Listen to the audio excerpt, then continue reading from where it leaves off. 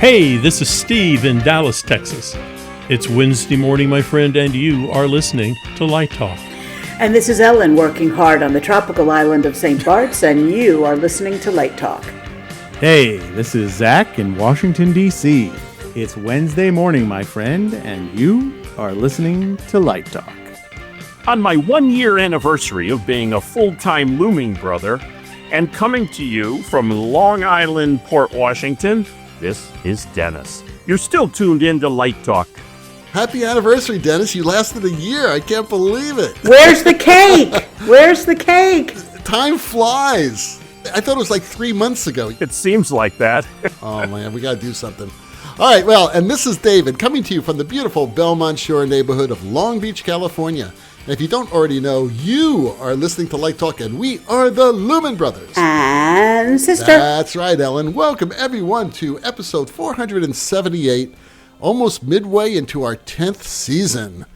And today, boy, we promised you, and we're delivering one of the great lighting designers and current Tony nominee, Jen Schriever's here. Jen, welcome to Light Talk. Hi. Hi, Jen. How you doing? I'm good. Thanks for having me. It's so nice to be here. Oh, my God. It's so great to have you here.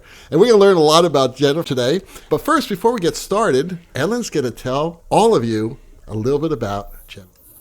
Jen Schriever is a New York City-based lighting designer known for her work on live entertainment projects for Broadway shows, as well as theater and opera projects worldwide. Most recently, she received the Drama Desk Award and Outer Critics Circle Award for Outstanding Lighting Design for The Lost Boys at the Palace Theater, a 12-time Tony Award-nominated production that earned her a Tony nomination for Best Lighting Design, shared with co-lighting designer Michael Arden. She received 2 Tony nominations for her lighting design of A Strange Loop at the Lyceum Theater and Death of a Salesman at the Hudson Theater. She is also an Obie Award winner for Sustained Excellence in Lighting Design and received an Obie Award special citation as part of the creative team and ensemble of A Strange Loop. No stranger to regional theater, she earned a Helen Hayes Award for Private Jones at Signature Theater in D.C., and her opera credits include 1,000 Splendid Suns at Seattle Opera, Iphigenia Tour, The Pearl Fishers and Die Fledermaus at the Metropolitan Opera, as well as La Traviata, Faust, and A Midsummer Night's Dream in Russia, and another production of The Pearl Fishers for the English National Opera in London. So congratulations on your wins and nominations for Lost Boys, and welcome to Light Talk. Thanks, Ellen. Well, Jen, I must ask a question. I must interrupt right now. Bring it. Because you've worked at the Mariinsky. Okay, I've worked at the Mariinsky too. Is it the old Mariinsky, the original Mariinsky you worked at? I've done 3 in each building. I've worked in the concert hall, the old and the new. Now, the old, okay, which is what I'm used to. Isn't that like the most dangerous theater you've ever sat in your life? I'm obsessed with that building. I wish I had fully documented it with like my phone going, like it's really beautiful and impressive and it is. Bananas. Bananas. Yes. Exactly. Totally bananas. They don't believe in fire laws there. I guess not. Or fire exits. No. That's a whole nother story. Yes. Yeah. I remember like they had all the moving lights were pointed up. Anytime I'd ask for a fixture, they'd have to wheel them down. And I'm like, can we just turn it on and see which one is above the bed? Like most of them are rusted in place. Yeah, exactly. Exactly. Okay. I'd like to get this started. We're obviously going to talk about Lost Boys, but I just have to say I saw the show last week, took my daughter for her birthday, and it was one of the better theater experiences of my life. I'm I'll tell you. happy. It was just spectacular. Lighting textured the way I haven't seen it in years and years. I thought to myself, somehow or other, Jen has managed to channel Adolf Appia. The use of texture was just phenomenal. And there have been an enormous amount of reviews that are spectacular and accolades. I could go on and on with reviews, but I'd like to kick this off with one review that I'm going to read verbatim. So get ready. Full disclosure, I've seen Lost Boys twice. I will go back again and again. To me, it's the perfect example of how a lighting designer can support a story and choreograph movement. I was crying watching this design unfold. Anyway, I that hadn't review, read which that is, one. That's amazing. of course you didn't read You it. brought tears to the eyes of a I reviewer. love it. This is a personal review I was asked to read to you Incredible. by your former teacher, David Grill, Oh, who's also your colleague and co-chair of the design program at Purchase. yes. And when I talked to David, he was so thrilled that you were going to be on the show. He said, "You have to read my review." I love him so much. That's so nice. He was obviously over the moon about the show. I actually asked him, I said, if you were doing this interview, was there a question that you'd like to ask Jen? And he said, yeah, actually. I said, in apropos of Lost Boys, you can tell us a little bit about Lost Boys with this question that David had. Jen is equally brilliant at plays, musicals, dance, opera. I'd like to ask her about how her diverse portfolio has informed her process and design aesthetic for Lost Boys. Oh, it's a good question.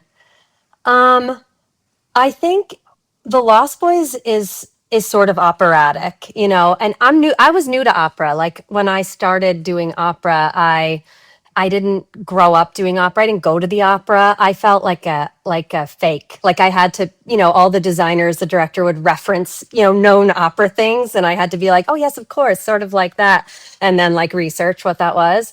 But what I love about it is scale and,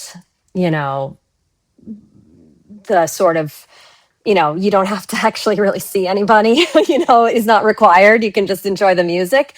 So I think with the Lost Boys that we could exist in the dark, and the scale of the set is really operatic and massive. So I think that it was fun to be able to translate that into like a musical theater situation. But I don't know, I try to always do the right thing by the piece, I guess, which I think we all try to do, whatever that is, and lean into the darkness. Yeah. Jen, could you please tell us a little bit about The Lost Boys and how you approached it? Sure. The Lost Boys, well, I mean, at first it's an 80s movie, like cult classic, 80s movie, Kiefer Sutherland, the Coreys. It's about, some might say it's a vampire movie, or a vampire musical, which it is, but it's also like a family movie, like almost every 80s movie where, it could be Karate Kid, it could be Lost Boys, single mother leaving town with her sons, looking for a new place to land.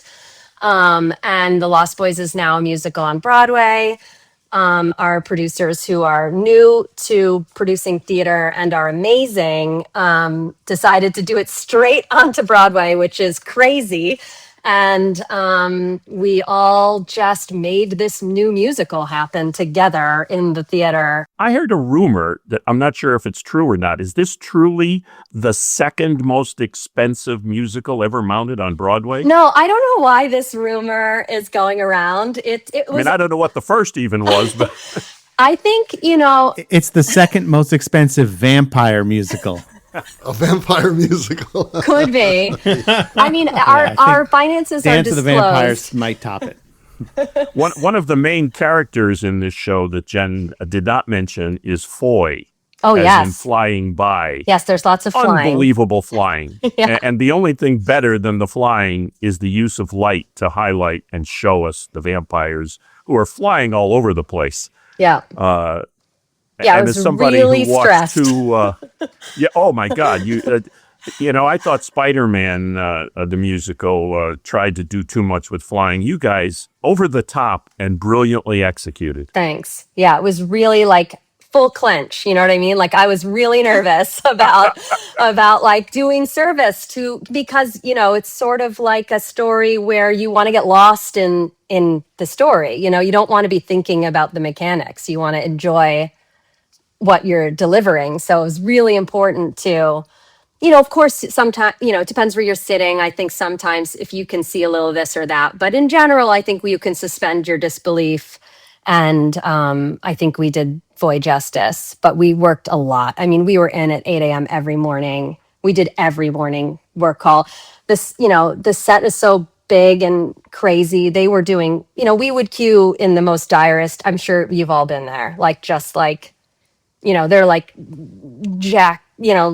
sawzalling things and work light, and I'm still trying to, queue with a sandbag, in the worst situation.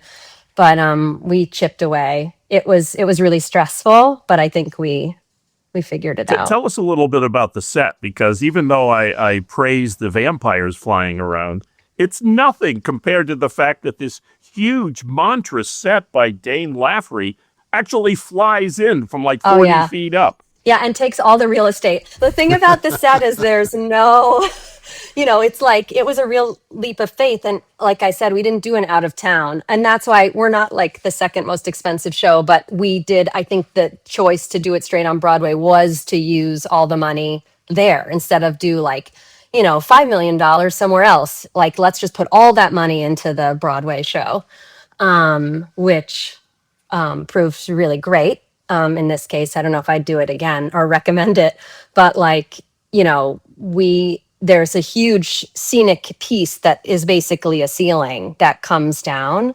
The set is like a, on an angle. So it's not squared off. There's no wing that isn't in view, basically, because there's the two walls that come to a corner basically nearish center. So it's sort of like a big triangle, the set. And it's 3 stories tall. It's like 60 feet tall. And things, flyers, scenery come from all angles, from 4 lifts in the ground, from above and through these openings. So figuring out where lights could go at all was like a challenge. Though I think it provided like the best palette because it was so unique, like where everything, the angles are, bespoke to the set, which is really nice, and no systems whatsoever, really. I mean, as I would teach them. You must have had enormous collaboration with the set designer. Oh yeah. I mean, it was like in massive, my associate and my associate, Aaron Tacey, who is, like so amazing and really smart, and thankfully, an incredible drafts person. I detest drafting. Was, together we were able with Dane and his associate Matt, like nonstop real estate negotiation, cutting little gaps in the set everywhere to let light in. Like lots of coordination with the scene shops. I think 3 shops or two or 3 shops built the show. Lots of props that involve lighting. So like nonstop, a year really of like nonstop collaboration and communication. But it paid off, thankfully. In the interview with Hannah Kinnersley on Live Design Online, you mentioned about no side light, the lack of possible side light in this piece.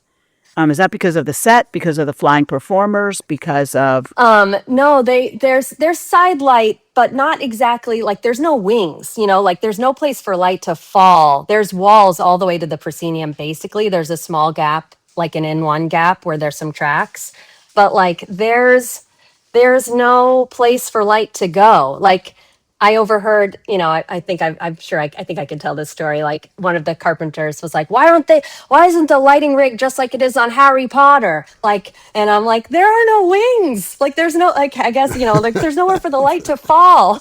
Like I wish it was like Harry Potter. I'm telling you, you had to deal with an impossible set. I know exactly what you're talking about. Everybody thinks light travels 20 feet and stops. Right. You know what I mean? Yeah. Or there's Luma-Suck that you paint everything that. with Luma. Yeah. Yeah, right. What is it called? Vanta Black, right? Yes. They call it Luma-Suck. Yes. Vanta Black. But no, it's like you can't bury the light anywhere. That's crazy. Totally. It's totally nuts.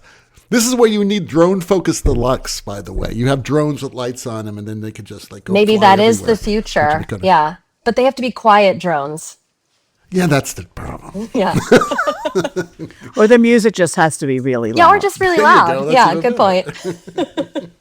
The co-design credit with the director. How did that work out? Well, that was Michael's pitch to me with the ask. He's a really good friend. We've worked together before, not in the co-design capacity.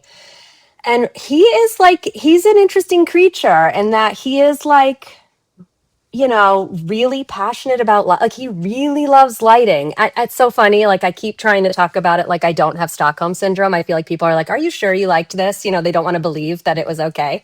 Like that. I think people are like lighting friends are nervous that like I didn't want to co-design with the director, but it was so easy. It was a joy. He's so passionate about lighting, and he was like, I have a crazy ask. Would you co-lighting design the show with me? And I was like, I would absolutely love to. And, I included him on everything. We worked together in making the plot. Obviously, he's like, do I need to download Vectorworks? I'm like, I don't think so. No, that'll be the last time he co-designs anything if he hasn't learned Vectorworks. Exactly. I was like, Aaron's got it. Don't There sweat goes it. his fee. Yeah, we did a lot of like I'm showing on my Zoom screen, but we've got this plotter. We did a lot of plotting and like, looking at things on paper. But like he was with me every morning. We worked together. Obviously, he was also directing the show, but like we it was so fun. Like I was nervous in the beginning, like how's this going to go? What if we disagree? Like what if what if he has an idea and I don't like it? But like it was really nice and like not lonely. Not that I think lighting design is lonely because we have such a big team, but like it was in the duress of making something this big in like the small time we had, like, and the pressure to get it right. It was really nice to have like a teammate, like just to like stare bigger than the director, like someone who was really invested in the lighting itself in a different way. We would put like our foreheads together and just be like, okay, like we're on this, like we know what to do.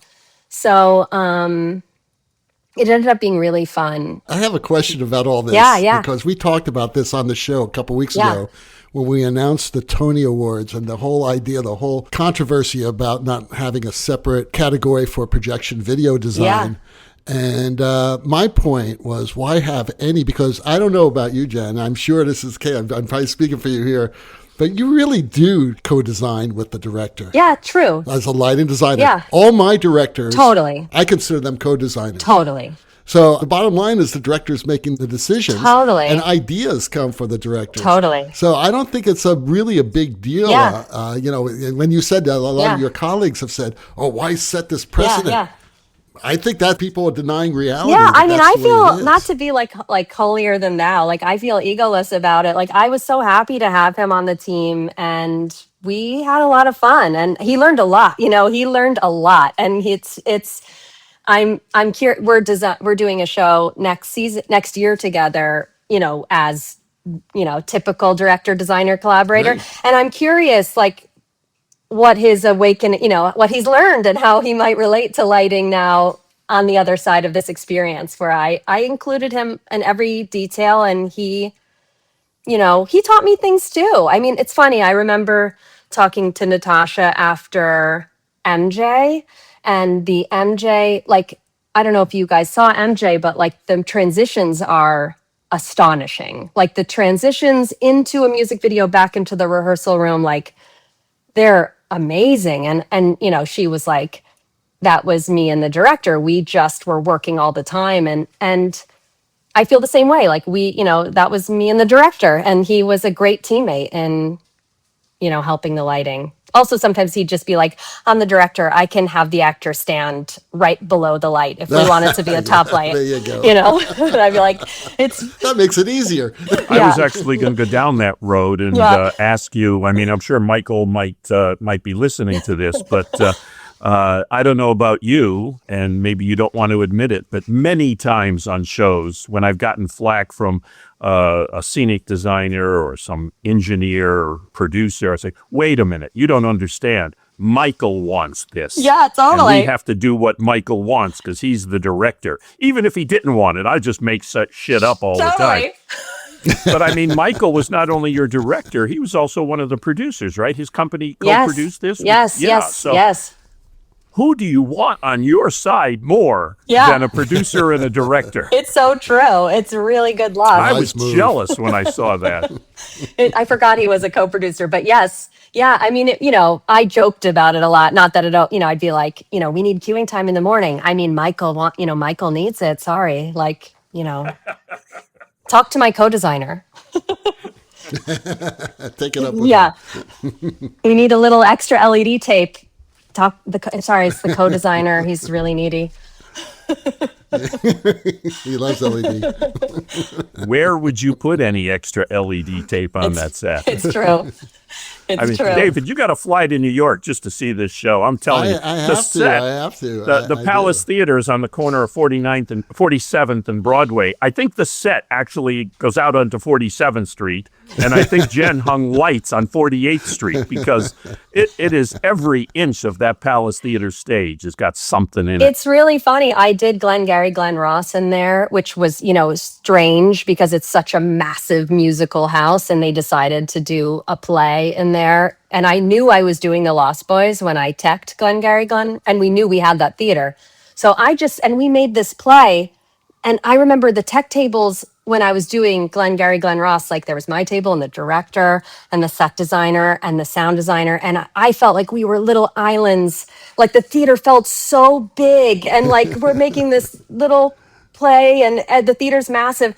And then I remember standing in the theater on like the third day of tech for the Lost Boys. Every square inch is a tech table and props. And like, I was like this, and the set and our lights, and like, just, it was full to the brim. And I'm like, the theater feels small to me now. It was.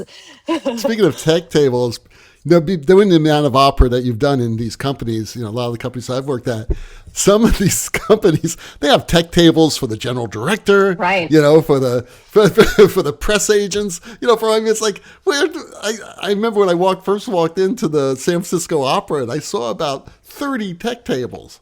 And I said, and there are little plaques on each one. Okay, there's a lighting table, sound table, blah, blah, blah. It's like, how many people need damn tables? I mean, I remember, I've only done 2 operas at the Met. I feel super lucky. I would love to do another one. But I remember the first one, I was like, whose table is that? Like right behind. And they're like, that's Peter Gelb. He likes to sit right behind the lighting designer. I'm like, cool.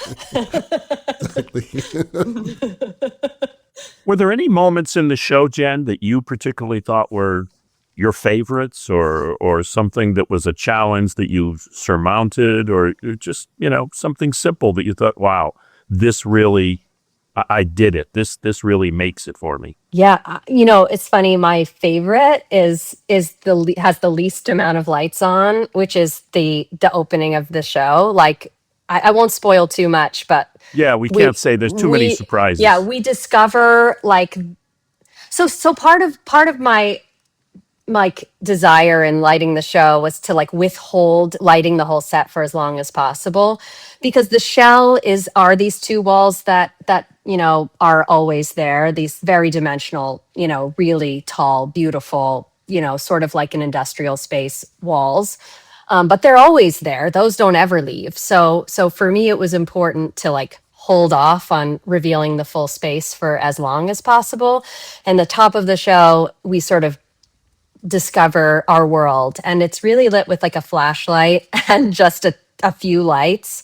And then we get into the rock and start. And I could watch it every day. I love it so much. It's so simple and a great way to begin. So that's one of my favorites. I love the Midway. We go to the Midway, and it's sort of like this freaky Santa Carla boardwalk, multicolor. I'm really bad with color as a designer. It's funny. I remember going to USITT and listening to a talk with Richard Pilbrow about choosing color. And he was so sweet. And he was like, I'm so bad at color. I just pull the pin out of my gel book and toss it up in whatever swatches lay in front of me, I consider. And I've always remembered that, because I feel also color, angle, I'm I can do that. Intensity, I'm good with. Movement, I can do. Color is hard. But I felt really good about how varied this world could be in some places, like the freaky California boardwalk. It was like a It's good, interesting that yeah, you talk about that. I think one of my favorite scenes in the show was the boardwalk. Also, I guess it was the midway yeah. where two of the principals go back, the older characters, and it's down and out, and the boardwalk is turned to shit, and it's seedy, and half the lights on your set are out, and they're burned out. It's you know the scene I'm talking about. Yes. And you did one of the most beautiful transitional cues I've seen in quite a while, where as they talk about what it is now and remember what it was 20 years earlier, you bring the boardwalk back to us. You bring it back to life. You do one of the slowest cues I've ever seen, where the boardwalk becomes what it once was. And it was truly beautiful in telling the story on the set. Nicely done. Thanks so much. I love a slow cue. Oh, wow. I'll say that was, I think one of the other slowest cues I ever saw was at the ending of another show you did, Lifespan of a Fact, at the end of that show. Oh, yeah. Yes. Nicely done. Thanks. I can be the queen of slow cues, but I do fast ones too. And there's lots of bumps. I'm going to turn this around to a totally different avenue, since I mentioned Lifespan of a Fact.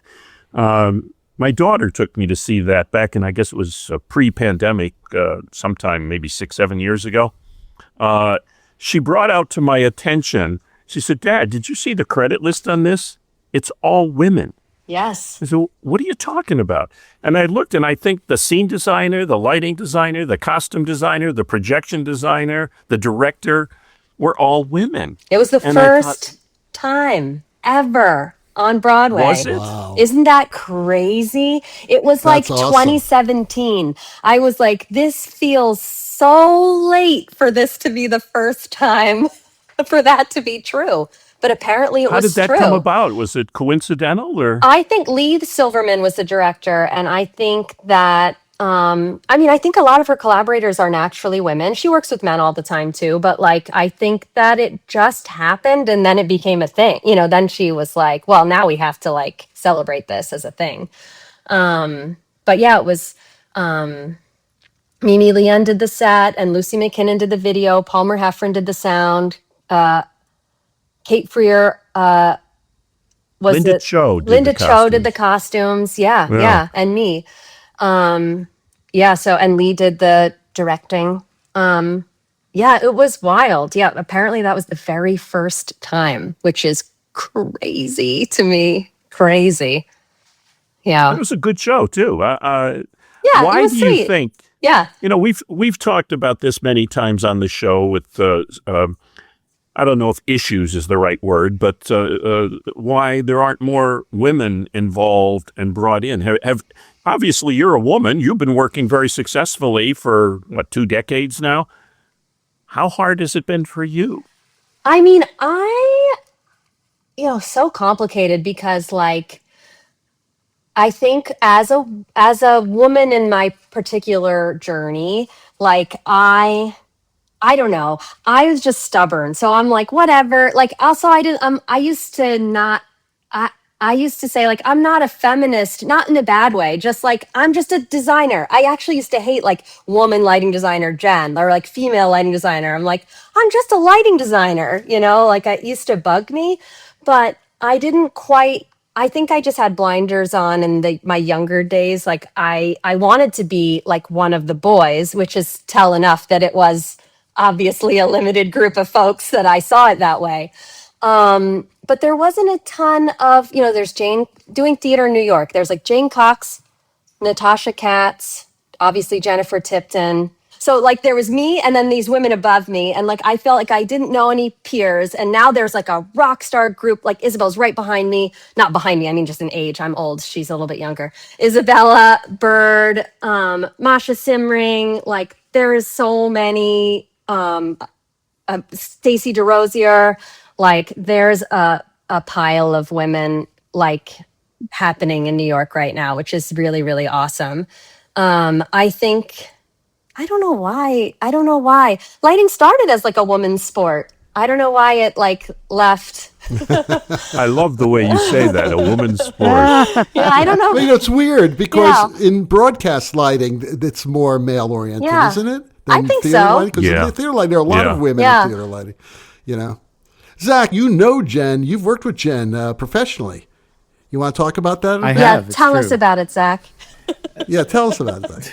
It is the best. It is the best. I mean, one of the funniest things is, of course, that on a show Jen and I did many years ago, my older son, who's now about to go to college, was about 5 or 6, and I think Jen was his first crush. Whoa, I love it. I love that so I much. thought he was really just interested in lighting. He kept saying, "Is Jen going to be there? Are we going to tech today? Can I come to tech today?" It was great. But the thing that I was so excited about to talk with Jen about, and Jen, maybe you can talk about this sort of your path, because I know, one of the things that we've talked about on the show, that my experience in New York is, in particular, is that in the lighting world, there's Yale paperwork and Purchase paperwork. And it all comes from which school you went to, and NYU sort of has their own paperwork, but it seems like it's more connected to the Yale paperwork. And I know, as an educator yourself and someone who has very strong roots at Purchase, if you could tell us a little bit about, your journey and how you had mentors like Brian McDevitt and stuff like that, and how one of the things that I love about watching your career is seeing you pay it forward in that same way. So if you could tell us a little bit about your origin story in that way, maybe. Yeah. I mean, I teach at Purchase now. I'm an adjunct. I teach lighting 2 now, which I've just started, which is they're undergrads. So, and it's a state school and it's a conservatory program, if you don't know. So it's like really focused and young, and it's what I did. I knew, what I was like, I'm going to be a lighting designer. And I grew up right outside the city. So I was seeing shows all the time.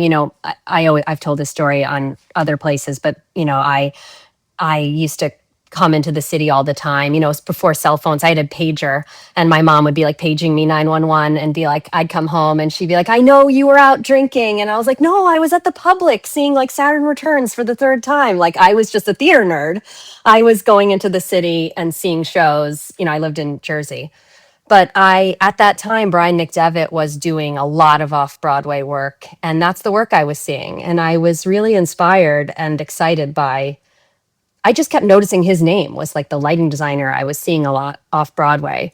Then I did a whole my own journey for a few years, and then I transferred into Purchase. And I went there to try to find Brian because he was teaching there, but he had just sort of left. He was just a little bit teaching when I got there, and Dave Grill was there. So it was really an amazing handoff between the two. And I caught Brian and basically made him hire me. And thankfully he liked me. So he hired me as an assistant. But, I was just a sassy, know-it-all, 21-year-old when I went to Purchase. I was a little bit of a non-traditional starter, who just had a little delusion that I could do it. And thankfully, I wasn't too bad. And, Brian and Dave were able to support my belief in myself. And now I see that in my students, they're just, what do you know when you're 19 years old? I thought I knew everything. And so do my students. And I love that about them, they're willing to just believe that I can, I'm going to go to a conservatory program and study lighting. Obviously I always encourage them to do other things too, and be a whole human being and be a real full artist and all, consume not just the theater. But I was that young, nerdy, desperate 19-year-old with a dream. And And thankfully it works out so far because this is now all I know how to do. So there's no version of like, I always, like if my career fell apart, I'd be like, I think I'm going to be like a tiki bartender in the Caribbean and, work at the Sundown Bar where like, You transferred to Purchase because of Brian, but where were you before? I did. Well, there was like a senior who was like the guy who was my friend, and he went to Emerson, which is amazing, but it was just, I couldn't afford it. Like my parents were like, "You're going to do what?" And I was like, "Oh, it's okay." I called like 1-800loans.com and they gave me a loan. So like I took on the cost of Emerson College with, some discounts, but like basically I was, like I said, a self-assured young person who was like, I can do it. And so then I was there and I was like, oh, I don't know if this is for me. For whatever reason, at that time, it wasn't for me. And then I moved with my boyfriend to Tucson, Arizona, and convinced the Arizona Theater Company to hire me at 19 years old. And I lived in the desert for 2 years. My mom was like, "You're doing what?" I'm like, I'm leaving school and I'm moving to Tucson. I had never been west of the Mississippi. I'd been on an airplane like twice before in my life. And I worked at the Arizona Theater Company for 2 years I spent Y2K there. It was 1999 to 2001. So those 2 years. And in that year, I applied to Purchase because I knew Brian was there. So then I went back to school and I was able to transfer in as a sophomore with my life experience and my few credits from Emerson. And I did some community college classes at Pima Community College to keep myself sharp. And then I did 3 years at Purchase. And now I teach there, I love it very much. I really love it. Yeah. I don't know if you read The Hollywood Reporter or not, but yesterday, one of the main stories in The Hollywood Reporter was the 25 best drama schools in the world. Okay. Purchase is on that list. Yes, I love it. It is a state school, obviously. It's a SUNY school. It is an arts conservatory. It has 4 conservatories: theater arts and film, dance, fine art, and music. And then it's just a liberal arts college for your local SUNY school. And it's this awesome mix of like really cool people. Like I'm very fond of it. I think it's very special. It's a very special place. Yeah. I've worked with many Purchase grads. I've hired many Purchase grads. The school speaks for itself. Yeah. Thanks. Yeah. And it's, and the teachers. Yeah. Say if you're a basketball fan, it's also where the New York Knicks practice. That's true. Well, that's cool. That was a big selling point for my kids. They were like, "Oh, Purchase is interesting. Oh, the Knicks practice there? Maybe." So, Jen, LED. Your whole world is LED now? Is everything LED on these shows? I mean, yes, usually. I mean, I love a light bulb. Like an audio or a Revolution are my favorite things. And obviously they're, unless you go to a regional theater where they're in inventory, that you're not gonna get them. I miss scrollers. I love a light bulb. Did I hear this correctly? You said you missed the Revolution? I know. And scrollers. And scrollers? I know. Oh my God. It's a light bulb with shutters. There's nothing, like I know it's weird. I love, all the electricians are like, no. There's nothing that will ever beat a light bulb, but I feel like in the world where I am pretty bad at, or I struggle with color choice. It is nice, to have not to choose and to have the full LED option and to have the silence. I'm really obsessed with being quiet and not getting in the way. I love, not having my stuff be loud and just to be like, a friend to the sound department. So I remember doing like a show and I had Mac 2K performances out front.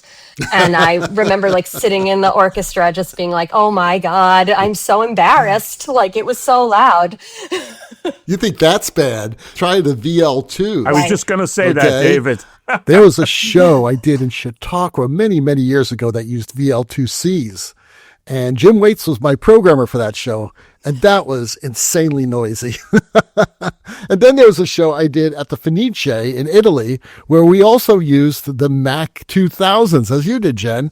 And I just couldn't believe how loud it was.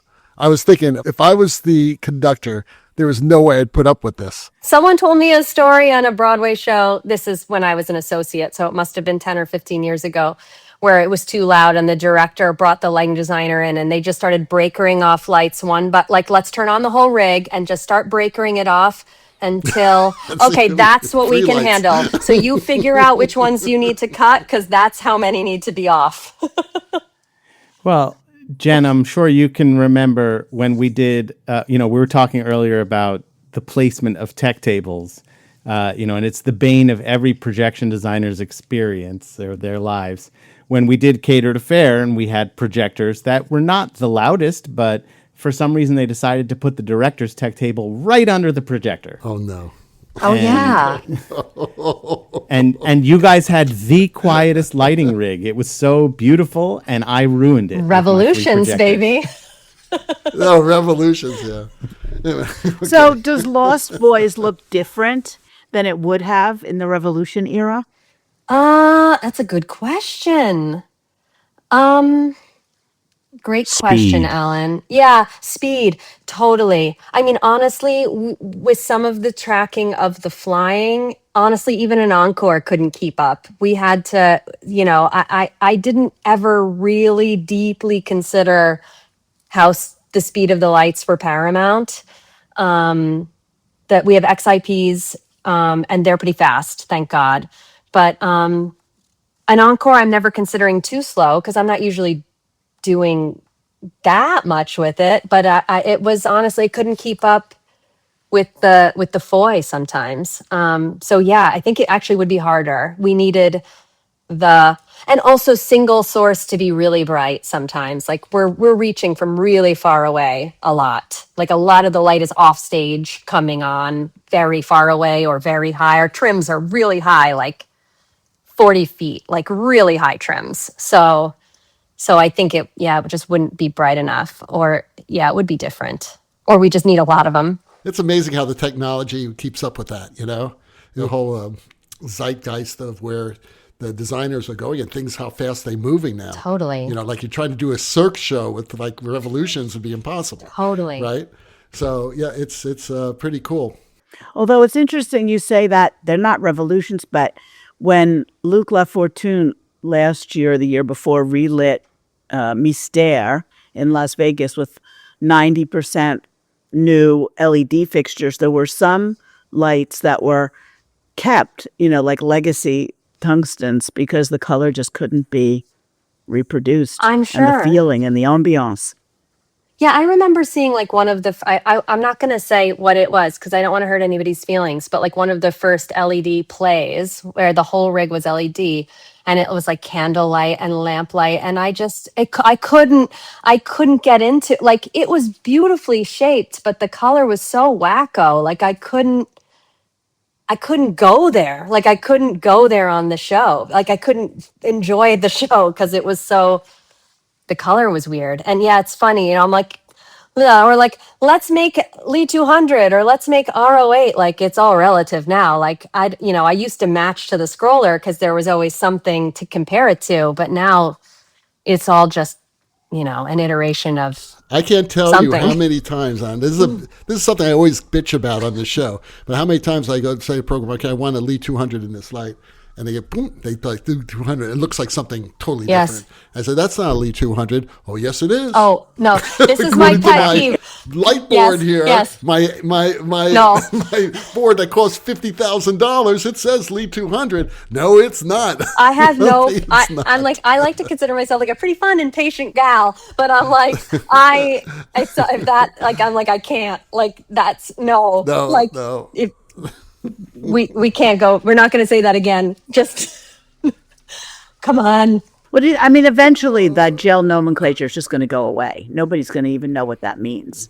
I guess, yeah. Well, there's got to be a reference somehow. You got to tell the light board, who's probably going to be AI, but that's a whole nother discussion, This is what I want it to look like, a Lee 200. Yeah. And the good programmers know that we're right. Right. I mean, the AI version of that is you're just going to feed it a bunch of images. You're going to just feed it a bunch of images, and it's going to pull together a color palette from it. You're going to say, I want, Picasso blue. I'm not ready for the AI conversation. We're not there to talk about it. I'm It's sorry. too scary. But I will say we have lots of you always end up with the blue we like. What are the names of the color palettes? Just call that warm. We have an R08 and we have an R09 and we have a no color and we have a tungsten. This is another one. Call it warm, warmer, warmish, warmy. Which one did we like best? I can't remember. Romantic sunset. Sure. Yeah. I find when I'm doing shows, I do the same thing. I shy away from the numbers, but I'll say, okay, record that color as Tipton blue, or record that as skeleton pink, or right. Giving it a name as opposed to a number. And the younger programmers that I'll work with, they kind of get into that, even though they don't know where it's coming from. Yes. Gilbert had the best description of a color, and he called what did he call it? He called it the essence of love. Ooh. Well, there you go. I'm conjuring an idea of what that might be. There should be a competition where you get the name, and did you get close to what the person intended by name alone? Let's tell Roscoe that. That's a great idea, Jen. Describing the color and giving it another name is a clever idea. I like that. Yes. Yeah, why not? So what do you you don't want to go to AI, but what's next, do you think? What's next? Other than that. Okay. I mean, I'm sure I'll have to be brave and have an AI conversation, but it freaks me out. I think the thing I could see it. Okay, I'll say. I think the thing I could see it being useful is if there was a 3D drawing. I'm curious about this angle. Show me. If you could do a quick rough plot, maybe. Sorry, associates. I really don't mean that. I don't know. I like people. I like working with people. I like human beings. I do think what is happening is gear is changing so fast. So figuring out, there's big new fixtures, new inventory, new things all the time. So if we're so lucky, for example, to have Lost Boys last a long time and tour or go to another city, documenting and being able to change fixture types or upgrade, I think whatever that ease is, easing the technology, being able to do shows their intention, keep their intention and, figure out how to maintain the idea when all the fixture types change, or there's the luster 12 and you're well, I queued this on a luster 2 and now there's 16 color options. I don't know. And also the thing with the Lost Boys is the set is everything is so integrated, and it is a big load for the scenic associate and the lighting associate and the production management and the technical directors of multiple shops and props to coordinate all together. I do think there's sort of a missing person that's maybe a robot, but maybe not. That is integrating everything as shows become more you know. It also sounds like with the Lost Boys that if there's a tour, the set might be massively reduced. So you'd have to relight anyway. I think that the tour, it's funny, we've been having the tour conversation because they announced it. We were oh, cool. That's exciting. What do we do now? Yeah. I can't imagine that set's going on the road. We'll see, right? I think the hope amongst the creative team, and we'll see if it's able to happen, is that it is a bigger tour like they used to be. Not necessarily, we can't tour the show as is, but that it can be, Sit in a city for a couple of months. Yeah, and just maybe have an advance and have enough trucks and enough support, to be a larger tour. But yes, the thing also is people have to fly. It's part of the story. So it's going to be interesting. That's gonna be. Yeah. It sounds like ticket prices are going to be up there for this tour. We'll see. The crazy thing about the Palace Theaters, it's so big that you can actually find, there's the mezzanine and the balcony, but you can find pretty great seats for a good price because it's so massive, this theater. But you need a goat to get to the seats in the balcony. It's goat. true. Christ. It's true. Sherpers. Yeah, there's like Man a donkey. alive. The donkeys bring the playbills. There's a Sherpas. I got altitude sickness up there when I was younger and sat up there. It is high. Well, it's also now a few stories higher than it used to be. True. Going back to what you were saying about people, Jen has a reputation, and I work with a lot of stagehands in New York and TV studios, and I hear people talk about who their shows they're working on because the stagehands go from theater to studio and everything. Everybody loves Jen Schriever. Everybody loves her. There's nobody out there that says, yeah, that witch, she's just like blah, blah, blah, blah, blah. Everybody loves her. Oh, it's really nice to hear. That is so nice. I'm serious. And even when I was talking with Mike Grabowski, who you went to school with, you're saying, yeah, and Ben Granucci, another classmate of yours who I work with a lot, they all seem to love you. I mean, I love theater.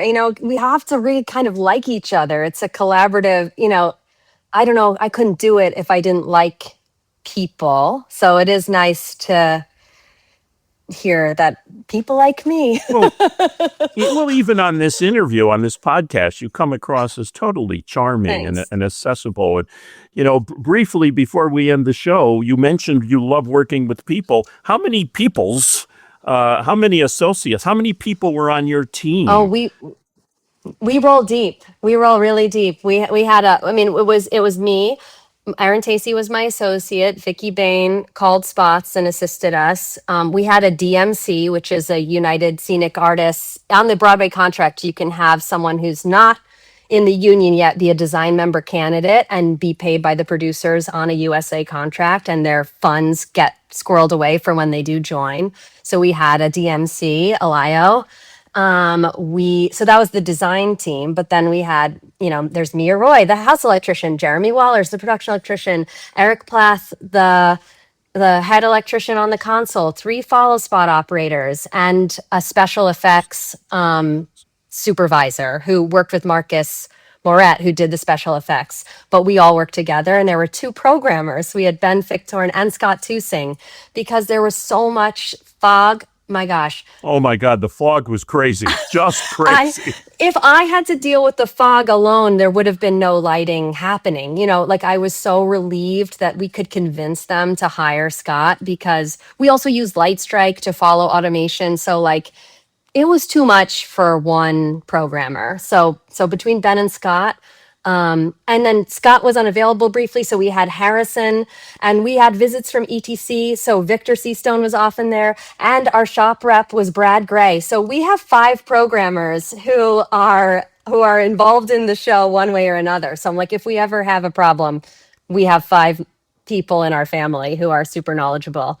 So the lighting department was, for me, massive in my book. For me, it was a village. Yeah, it was You a needed village. it. It was You a needed village, and everybody was so dedicated and still is. We're having little glitchy things. You do a show so fast, especially with effects. There's like a TV in the beginning. It's not spoiling, but there's like a TV, an actual prop TV that turns on in the beginning, and it's been misfiring, and we'll sort it out. But the dedication, the email thread of troubleshooting it is just makes my heart happy.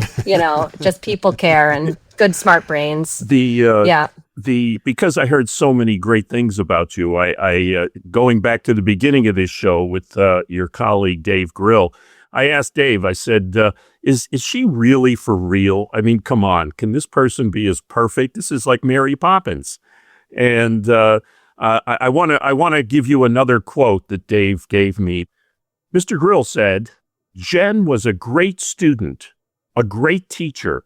She's always thirsty for learning about everything. She's a great mentor to all the students and a true artist. Jen is an amazing mother to her future scientist, Henry, a true partner to her husband, Joe. Jen is 1 in a trillion. I love her. I'm blessed to have her as my close friend. Oh, Dave, that is really, really nice. It's so funny But you know what? when you said, is she for real? I was like, you could talk to my husband and it's not all roses. You know what I mean? I'm a human being. But that's nice. We work in the theater, It's so really that's nice. good. I think, Jen, it's been just lovely to spend the last hour talking with you about your life and our lives and theater and light and craziness and all that. A lot of students listen to this show. It's amazing, the demographics that listen, the people who listen to the show, and they see Legends of Light. And I can call you a Legend of Light very easily because we know your career is going to continue and continue and continue and doing these amazing artistic pieces that you do. They look up to you. And I think that you sharing what you've shared today is really important. We'd love to have you back on the show. You are basically setting the standard now.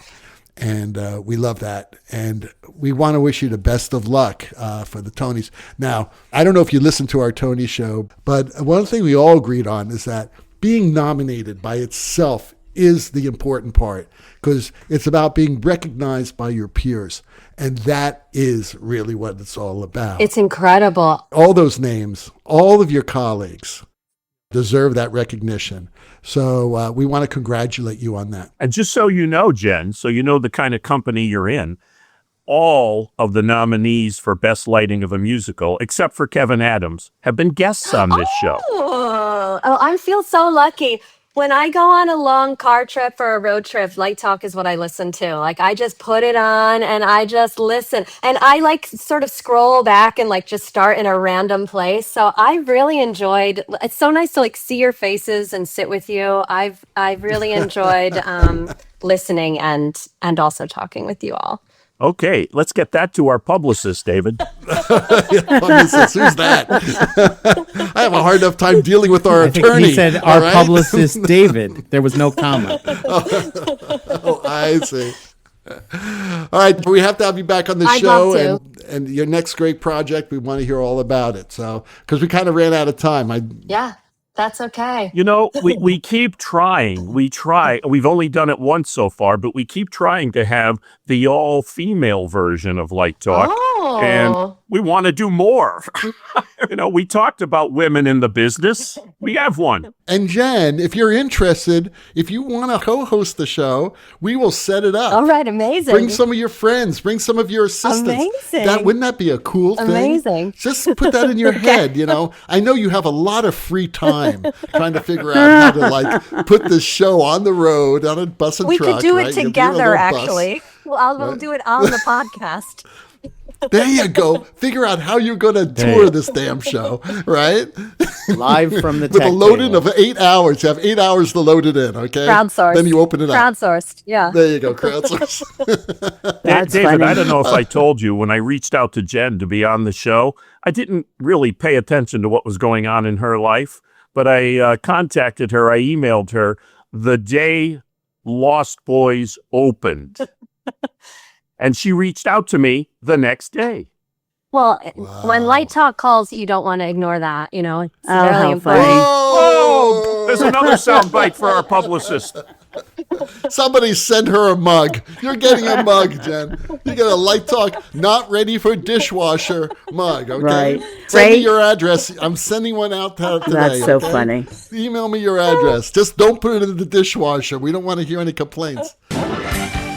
Well, the rocking sounds of the Luminoids tell us that once again you've spent another Wednesday morning listening to Light Talk. You can hear our show on just about every podcast site out there. Check out our website at lighttalk.org and be sure to follow us on Facebook. And don't forget to subscribe to our podcast. That way you will not miss a second of Light Talk insanity. No guarantee is offered regarding the accuracy of any statements or opinions made on this podcast, unless it came from Jen Schriever's mouth herself. However, If you do decide to litigate, you will have to deal with me, Snoot from the Snoot Group. And don't get it twisted. Just because I married one of these losers does not mean I will go easy on you. So don't with me. Light Talk, coming to you from the beautiful Belmont Shore neighborhood of Long Beach, California, the tropical paradise of St. Bart's, the Lone Star State, the nation's capital, and the entertainment capital of the world, New York City. Be sure to join us next week when we dive into more lighting shenanigans and serve up a fresh, piping hot casserole of nonsense. Light Talk, broadcasting questionable Lumen knowledge and humor around the world. And don't forget to watch the Tony Awards broadcast this Sunday night, June 7th. Thanks a lot, Jen, and we'll see you all next Wednesday morning. Bye-bye from Light Talk. Bye now. Bye-bye.